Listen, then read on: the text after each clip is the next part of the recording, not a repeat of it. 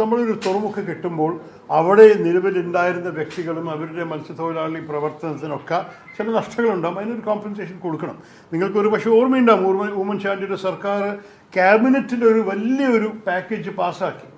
അതിന് ആദ്യം കൊടുക്കാൻ തുടങ്ങിയത് ആ അവസാനത്തെ വർഷമായിരുന്നു ഉമ്മൻചാണ്ടി സർക്കാരിൻ്റെ.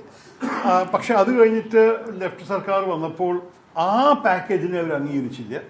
അപ്പോൾ എൻ്റെ അഭിപ്രായത്തിൽ ഇവിടെ താമസിക്കുന്ന എല്ലാവരും, നഷ്ടം അനുഭവിച്ച എല്ലാവർക്കുമുള്ള ആവശ്യമുള്ള കോമ്പൻസേഷൻ 100% കിട്ടിയിട്ടില്ല എന്ന് സത്യം തന്നെയാണ്. അതിൻ്റെ ഒപ്പം ഞാൻ അവരിപ്പോൾ നിൽക്കുന്നു.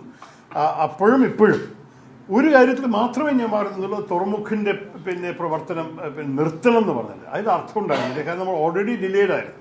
ഈ ഓഖി വന്ന കാരണവും കല്ല് കിട്ടായ്മയും അങ്ങനെ പറഞ്ഞ എല്ലാ കാര്യങ്ങളുടെ കാരണം പ്രോജക്റ്റ് 1-2 വർഷം പുറകെ ആയിരുന്നു. അപ്പോൾ ഇനിയും ഇനി വീണ്ടും ഒരു നിർത്തൽ വന്നാൽ ഇത് ഭയങ്കര ഒരു പ്രശ്നമായി മാറി വന്നിട്ടും അതുകൊണ്ടാണ് ഞാൻ അതിന് മാത്രമായി മാറുന്നത്.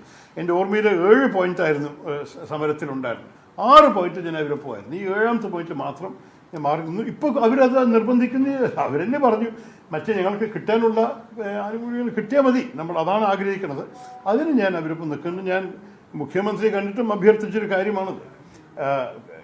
സാധാരണ ജനങ്ങൾക്ക് നഷ്ടം വന്നവർക്ക് ഒരു പരിഹാരം കൊടുക്കണം. പക്ഷേ അതിൻ്റെ ഒപ്പം നമ്മൾ കാണുന്ന ചില പുതിയ അവസരങ്ങൾ ആരും ചിന്തിക്കാത്ത ഈ ഞാൻ ഇപ്പോൾ കണ്ടു ഒരു ഒരു ഒരു ഒരു വിഴിഞ്ഞത്ത് ജനിച്ച് വളർന്ന, ഇവിടെ വെങ്ങാനൂരിൽ പഠിച്ച് ഫ്രഷ് ഗ്രാജുവേറ്റായി വന്നിട്ട് ഇപ്പോൾ ഒരു കമ്പ്യൂട്ടർ ഓപ്പറേറ്റർ ഇവിടെ പ്രവർത്തിക്കുന്നു. ആ കുട്ടിയോട് ഞാൻ ചോദിച്ചു, അവർക്ക് എന്നാ സന്തോഷം, അവർ കുടുംബത്തിനെ ഒരു മാറ്റമാണ് ഇങ്ങനെയൊരു ജോലി കിട്ടാൻ. ഈ ജോലി ഉണ്ടായിരുന്നില്ല ഒരു 5 വർഷം മുമ്പ്. ഇങ്ങനെയൊരു ജോലി കിട്ടാനും പ്രവർത്തിക്കാനും ഒരു വിഴിഞ്ഞം കാര്യക്ക് സാധിച്ചില്ലേ. പക്ഷെ അതുപോലെ അവരൊന്നാണ്. ഞാൻ കണ്ട കൺട്രോൾ മുറിയിൽ തന്നെ വിഴിഞ്ഞത്ത് 9 പേരുണ്ടായിരുന്നു. ഇതൊക്കെ ഒരു പുതിയ രീതിയാണ് കോമ്പൻസേഷൻ്റെ എന്ന് കൂടി പറയാം. പക്ഷെ അത് മാത്രം പോരാ. ഈ മത്സ്യത്തൊഴിലാളി നഷ്ടപ്പെട്ടവരും അവർക്ക് എല്ലാവർക്കും കൊടുക്കാനുള്ളതെല്ലാം കൊടുക്കണം. ജനങ്ങൾ വികസനം ആർക്കാണ്? വികസനം ജനങ്ങൾക്കല്ലേ. അപ്പോൾ ആദ്യം ഇവിടുത്തെ ജനങ്ങളെ നമ്മൾ എന്തായാലും സഹായിക്കണം, അവരെ സംരക്ഷിക്കണം, ഒരു സംശയമില്ല. ആരംഭിക്കാൻ വേണ്ടി എല്ലാം ചെയ്തിട്ടുണ്ട്. പക്ഷേ ഈ VGF എൻ്റെ ആദ്യത്തെ സംസാരം അരുൺ ജെയ്റ്റ്ലിയോടൊപ്പം എൻ്റെ മനസ്സിൽ എപ്പോഴും സ്പഷ്ടമായിരുന്നു, ഇതൊരു ഗ്രാൻറ്റായിട്ടാണ് സർക്കാർ തരാൻ പോണത്. അദ്ദേഹത്തിന് ഓഫീസിൽ വിളിച്ചിട്ട് ഇത് അപ്രൂവ്ഡ് ആയി എന്ന് പറഞ്ഞപ്പോൾ കൂടി ഞാൻ മനസ്സിലാക്കിയത് ഇതൊരു ഗ്രാൻറ്റായിട്ടാണ് അപ്രൂവ്ഡ് ആയിട്ടുണ്ടായിരുന്നത്. അദ്ദേഹം ഇപ്പോൾ ഈ ലോകത്തിലില്ല നമ്മളോട് കൺഫേം ചെയ്യാൻ. എങ്ങനെയാണ് ഈ മാറ്റം വന്നത്, എവിടെയാണ് ആ ഫയൽ മാറിയിട്ട് ഒരു ഗ്രാൻറ്റ് പോയിട്ട് ലോൺ ആയത് എനിക്കറിയില്ല.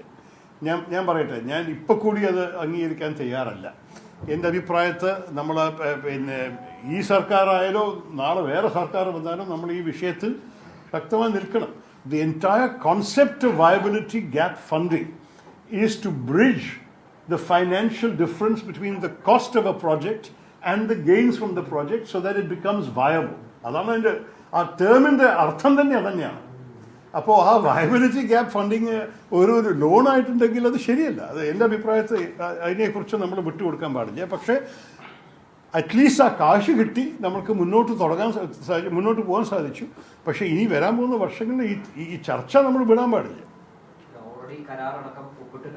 അതെ, എന്താ ചെയ്യാന്ന്, നമ്മൾക്ക് ഈ പ്രോജക്റ്റ് മുന്നോട്ട് കൊണ്ടുപോകണ്ടേ.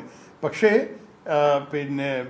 Any government can always change its mind and convert a loan into a grant. അത് എപ്പോഴും സാധിക്കാം. ഞാൻ തന്നെ താങ്കൾക്കൊരു കടം തന്നാലും ഞാൻ മാറ്റിയിട്ട് ശരി നിങ്ങൾ എടുത്തോളൂ എന്ന് പറഞ്ഞുകൂടെ? അതുപോലെ സർക്കാരും ചെയ്യാം. ആ ലോൺ ഒപ്പിട്ടു എന്ന് പറഞ്ഞാൽ കൂടി അതിന് ഗ്രാന്റ് ആക്കാൻ സാധ്യതയുണ്ട്. അത് നമ്മൾ ആവശ്യപ്പെട്ടുകൊണ്ടിരിക്കണം എന്നാണ് എൻ്റെ അഭിപ്രായം.